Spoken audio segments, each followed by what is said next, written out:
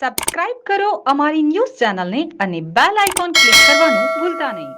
મુખ્યમંત્રી શ્રી ભૂપેન્દ્રભાઈ પટેલના વરદ હસ્તે ફાટક મુક્ત ગુજરાત અભિયાન અંતર્ગત સાવરકુંડલા નગરપાલિકા વિસ્તારના મહુવા રોડ પર રેલવે ઓવરબ્રિજનું ખાતમુહૂર્ત કરવામાં આવ્યું હતું.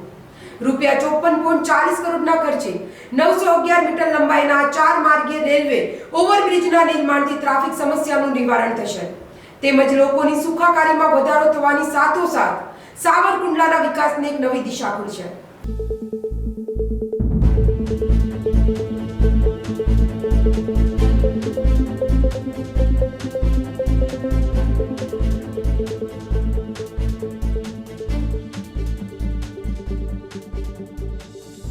જમના ન્યૂઝ સુરત.